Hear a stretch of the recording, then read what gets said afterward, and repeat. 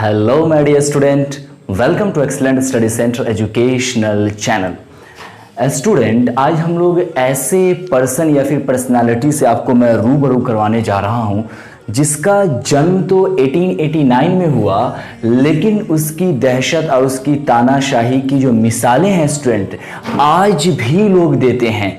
जी हाँ, शायद आप समझ गए होंगे कि मैं बात कर रहा हूं एडोल्फ हिटलर की।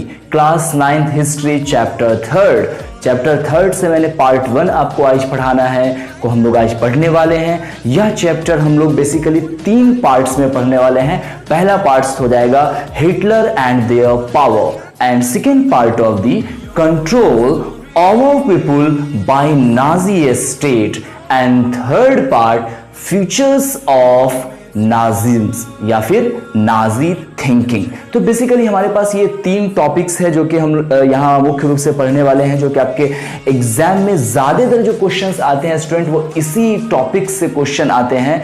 तो मैं सबसे पहले अभी जो शुरू करने वाला हूँ स्टूडेंट वो आपका टॉपिक 1 है इस वीडियोज में। तो उसका नाम जैसा कि मैंने आपको बताया, Hitler and their power. Let us start the topic. Okay my dear student, thank you बने रहने के लिए। तो जैसा कि मैंने आपको बताया कि आपके चैप्टर का नाम है Nazism and their rise of Hitler. तो ये क्लास 9 की हिस्ट्री का चैप्टर 1 लिया गया है और अभी यहाँ हम लोग पार्ट 1 इसका देखने वाले हैं। तो पार्ट 1 में बेसिकली क्या देखने वाले हैं उससे पहले मैं आपको ये बता दूं कि इस चैप्टर में कौन कौन से टॉपिक्स को हम लोग कवर करने वाले हैं। स्टूडेंट देखिए, ये जो आपको ग्राफ पहले यहाँ दिख रहा है इसको पहले समराइज कर लीजिए। यही है जनाब हिटलर साहब, इनका फुल नाम था एडोल्फ हिटलर और इसके बारे में मैंने आपको बेसिक कंसेप्ट ऑलरेडी पहले दे रखा है और फिर लास्ट में मैं समराइज करूंगा। तो वीडियो को अंत तक देखो, मैं आखिर में, अंत में, लास्ट में पूरे होल चैप्टर को एक बार समराइज करके मैं आपको आसान वे में बोर्ड पे मेंशन करके बताने वाला हूं। तो देखो यहाँ क्या लिखा गया है, टॉपिक्स टू बी कवर्ड। तो इस चैप्टर में हम लोग ये 3 टॉपिक्स बेसिकली कवर करने वाले हैं, Hitler and their power and second control over people by Nazi state, next features of Nazi thinking. But इस पार्ट 1 में हम हिटलर एंड देयर पावर को स्टडी करने वाले हैं। तो आइए शुरू करते हैं। सबसे पहला स्टेटमेंट यहां मैंने दे रखा है स्टूडेंट, जैसा कि आपको दिख रहा होगा। Hitler was born in 1889 Austria and spent has youth in poverty. क्या मतलब हुआ स्टूडेंट? हिटलर वाज बर्न यानी हिटलर की पैदाइश हुई, ये जन्मे 1889 में जर्मनी के ऑस्ट्रिया में। ध्यान रखिएगा, ये ऑस्ट्रेलिया नहीं है, ऑस्ट्रिया, ये जर्मनी के का एक जगह का नाम है। And spent has youth in poverty, और इनका जो यूथ एज है वो पॉवर्टी में गुजरा। ऐसा नहीं है कि ये शुरू से किसी राजकुमार थे ये, या फिर जर्मनी के बादशाह के रूप में, या फिर उस घर में इनकी परवरिश हुई। इनकी जो यंग एज है वो पॉवर्टी में गुजरी, यानी गरीबी में। इसलिए मैंने दे रखा है Hitler was born in 1889 Austria and spent has youth in poverty. Okay student, next point is during the first world war he joined the army and became corporal and earned bravery medals। Please ध्यान रखिएगा student, हुआ यूं कि जो Hitler हैं इन्होंने, सबसे पहले ये समझो कि ये ड्यूरेशन है, ये जो आपको समय सारणी जो मैं पढ़ा रहा हूं जिस वक्त की चीजें, उस वक्त क्या हुआ कि फर्स्ट वर्ल्ड वॉर छिड़ गया और हिटलर बचपन से ही बुद्धिमानी और साथ ही साथ बहुत ही ताकतवर और ब्रेवी थे, बहादुर थे। तो इन्होंने ज्वाइन किया आर्मी को। ओके, और आर्मी में ये फिर कारपोरल के पद पे गए। क्यों गए? ये साधारण सी बात है, इनके अंदर एक हौसला था, बुलंदी थी, तो इसको देखते हुए इन्हें कारपोरल का पद हासिल हुआ। और इतना ही नहीं, इनकी बहादुरता को देखते हुए इन्हें बहुत सारी ब्रेवी मेडल्स यानी बहुत सारे बहादुरी के तमगों से भी इन्हें नवाजा गया। फिर क्या था? Affair the World War was over, he joined German Workers Party. उसके बाद इन्होंने जर्मन वर्कर्स पार्टी को ज्वाइन किया। इसके बाद फिर soon he became the leader of this party and renamed it the National Socialist German Workers Party, which was later as the Nazi Party. Please student ये बहुत इंपॉर्टेंट पॉइंट है, तो please इसका ध्यान रखो आप। Soon he become the leader of this party. Soon का मतलब क्या होता है, मतलब कुछ समय बाद हुआ यूं कि ये पार्टी के लीडर बन गए, क्योंकि वो उस पे अपने नियंत्रण को धीरे धीरे जो वर्कर्स पार्टी थी वो स्थापित करना शुरू कर दिए थे, तो उन्हें लीडर बना दिया गया। उन्होंने लीडर बनते ही क्या किया कि जो जर्मन वर्कर्स पार्टी थी उसको रीनेम्ड किया, दोबारा नाम रखा। क्या नाम रखा? National socialist German workers party. फिर कुछ समय बाद क्या होता है, was later as the Nazi party. यही जो जर्मन वर्कर्स पार्टी या फिर national socialist German workers party थी, ये आपको नाजी पार्टी के रूप में उभरती है। जैसा कि आपके चैप्टर का नाम ही है, मैंने आपको बताया, Nazism and the rise of Hitler. Nazism and the rise of Hitler, तो नाजिज्म को ही यहाँ पे देखने वाले हैं। तो स्टूडेंट आपको भी समझ में आया होगा जस्ट कि नाजिज्म किस तरह से बना। सबसे पहले क्या हुआ, फिर से एक बार सम अप कर लेते हैं कि इन्होंने ज्वाइन किया एक पार्टी को जिसका नाम था German workers party. German workers party. फिर जर्मन वर्कर्स पार्टी पे इन्होंने अपना एक नियंत्रण हासिल किया, कंट्रोल। उसके बाद इन्होंने उसको रीनेम्ड किया, रीनेम्ड करके national socialist German workers party नाम रखा। फिर कुछ समय बाद क्या होता है, इसे ही नाजी पार्टी का रूप दे दिया जाता है, यानी इसे नाजी पार्टी के रूप में जाना जाता है। तो इस तरह से नाजी पार्टी वजूद में आई। आई होप स्टूडेंट आपको समझ में आ रहा होगा। कमेंट में हमें बताओ कि कैसा लग रहा है वीडियो आपको और आगे आपको क्या चाहिए। अगर अपने दोस्तों में भी शेयर करने का कोशिश कीजिए प्लीज, ताकि उन्हें भी इस चीज का बेनिफिट मिले। ओके स्टूडेंट, नेक्स्ट पॉइंट क्यों, after the world war Germany had lost its international Prestige. The versatile pact was a highly demoralizing। ध्यान रखिए, आफ्टर द वर्ल्ड वॉर हुआ यूं कि वर्ल्ड वॉर के बाद जर्मनी में जो है ना, जर्मनी की जो इज्जत है, जो प्रेस्टीज है, वो इंटरनेशनल लेवल पर बहुत ही कम होने लगी। ऐसा क्यों स्टूडेंट? यहां जो मैंने वर्ड दिया है प्रेस्टाइज, प्रेस्टाइज का मतलब होता है छवि उनकी, यानी उनकी मर्यादा, इज्जत, क्योंकि वो वहां की जो इकोनॉमिकल सिस्टम थी बहुत ही डल हो गई थी। और साथ ही साथ स्टूडेंट एक वर्सेटाइल पैक्ट था जिसको आप वर्साई की संधि कह सकते हो, काफी इंपॉर्टेंट है। इसके तहत जो उनपे जो शर्तें जो लागू की गई थी, इसकी वजह से वो बहुत ज्यादा डिमोरलाइज हो गए थे, कमजोर पड़ गए थे, दबाव में आ गए थे। स्टूडेंट वर्सेटाइल पैक्ट क्या है, यानी वर्साई की संधि, ये आप हमें कमेंट बॉक्स में बताओ, या फिर आप इस नंबर पर भी हमें बता सकते हो।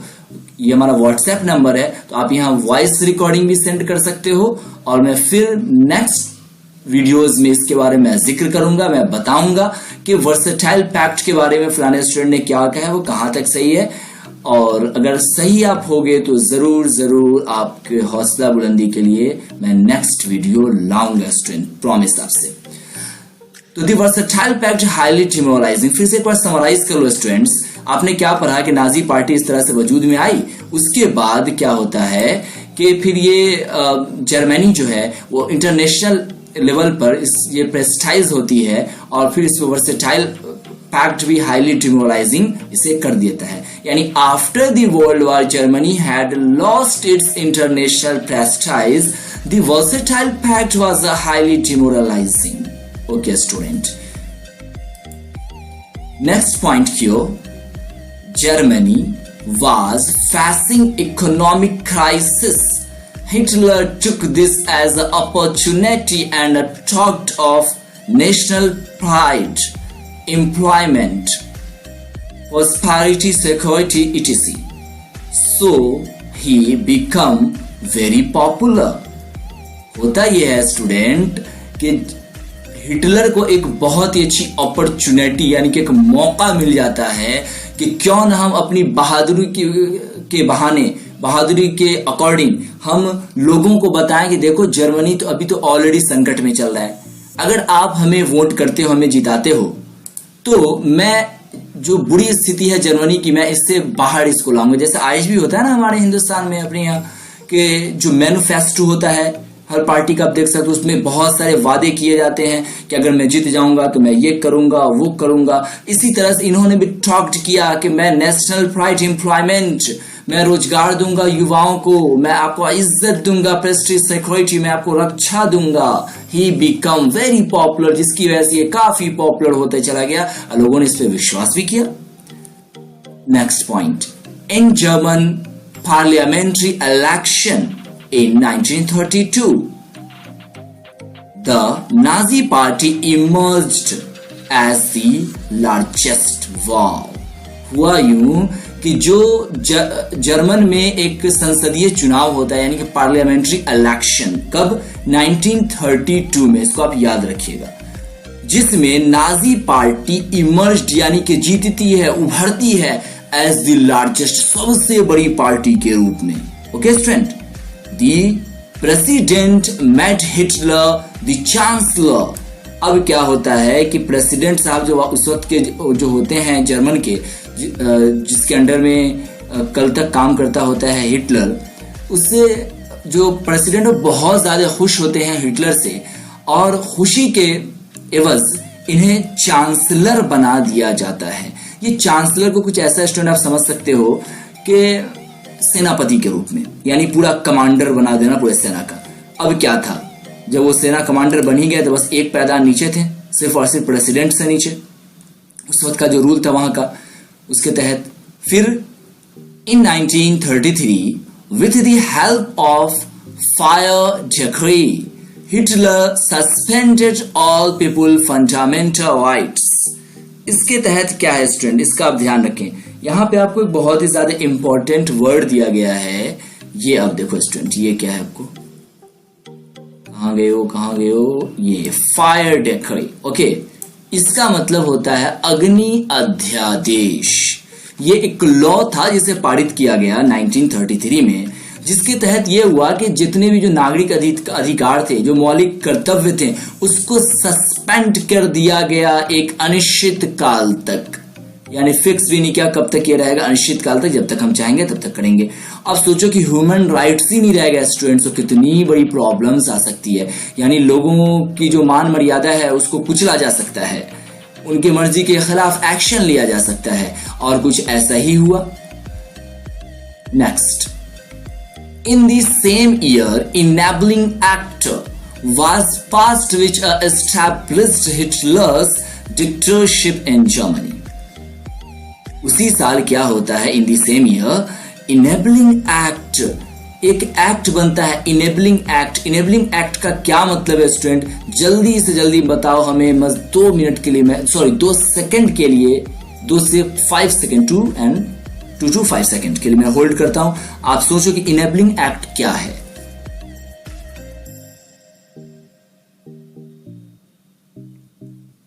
ओके स्टूडेंट, मैं आपको साधारण सी भाषा में बताऊं, शायद आपने सोच भी लिया होगा, हो सकता है कि आपको पता भी होगा, फिर भी मैं एक बार समअप कर देता हूं स्टूडेंट।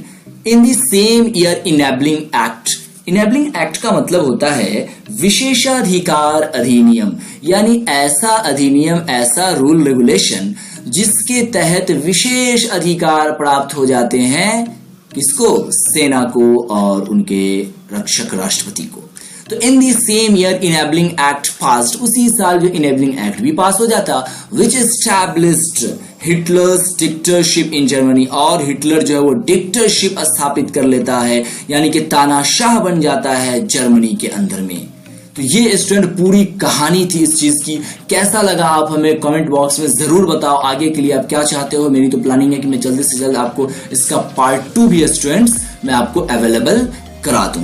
स्टूडेंट्स, अगर वीडियो पसंद आ रहा हो तो प्लीज, अगर आपने चैनल को सब्सक्राइब नहीं किया तो सब्सक्राइब कर लो भाई। मैंने आपको पूरा यहाँ सिलेबस मेरे कवर करवाना है, तो कहीं आपका बड़ा बेनिफिट हो सकता है। एग्जाम में 90+ मार्क्स अचीव कर सकते हो अगर आप इस तरह से अगर लिखते हो तो ये काफी ज्यादा इंपॉर्टेंट हो सकता है। स्टूडेंट, आपको मैं ये भी बता दूं कि आखिर आपको एग्जाम में अगर क्वेश्चन कैसा क्वेश्चन आएगा तो आप इसको लिख सकते हो। वो क्वेश्चन आपको हो सकता है कि कुछ इस तरह का है, how did Hitler's rise to power explain. फिर से सुनो, how did Hitler's rise to power explain.